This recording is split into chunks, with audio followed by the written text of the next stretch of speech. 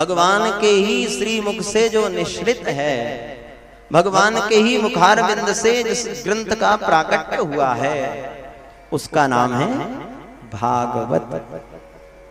जब व्यास जी ने इस दिव्य पुराण की, इस दिव्य संहिता का संहिता की रचना की तो बड़े प्रसन्न हुए और प्रसन्न होकर के व्यास जी महाराज इस भागवत जी को लेकर के भगवान वैकुंठनाथ की शरण में गए और वैकुंठनाथ की शरण में जाकर के कहने लगे, प्रभु आपकी कृपा प्रसाद से, आपके आशीर्वाद के फलस्वरूप से मैंने इस ग्रंथ की रचना की, इसे आप अपना आशीर्वाद, अपनी कृपा दृष्टि प्रदान करें। श्री ठाकुर जी मुस्कुराए और कहने लगे, व्यास जी महाराज ये बताओ इस ग्रंथ का नाम क्या है। व्यास जी मुस्कुराए और कहने लगे, प्रभु इस ग्रंथ का नाम है भागवत। बोले भागवत? बोले इसका अर्थ क्या होता है?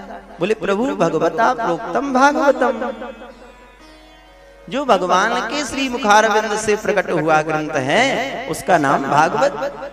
भगवान बड़े प्रसन्न हुए और अपने कर कमलों से इस ग्रंथ को बड़ा आशीर्वाद प्रदान किया। अब व्यास जी की दृष्टि गई लक्ष्मी मैया के तरफ और देवी जी के तरफ दृष्टिपात करके व्यास जी नमन करते हुए, प्रणाम करते हुए कहने लगे, देवी जी, माता जी, प्रभु ने तो आशीर्वाद प्रदान कर दिया इस ग्रंथ को, आप क्या अपना वरद हस्त इस ग्रंथ को प्रदान नहीं करेंगी क्या? लक्ष्मी जी कहने लगी, इसमें हमारा तो नाम ही नहीं है, इसका नाम भागवत है और भागवत का अर्थ है भगवता प्रोक्तम भागवतम, भगवान का जो पावन वाणी है, भगवान के मुखारविंद से जो प्रकट हुआ ग्रंथ है उसका नाम भागवत। इसलिए प्रभु जी ने आशीर्वाद प्रदान कर दिया, हमारा इसमें क्या है? तब व्यास जी मुस्कुराए कहने लगे, माता जी, बोले नहीं नहीं, इसमें आपकी भी कृपा है।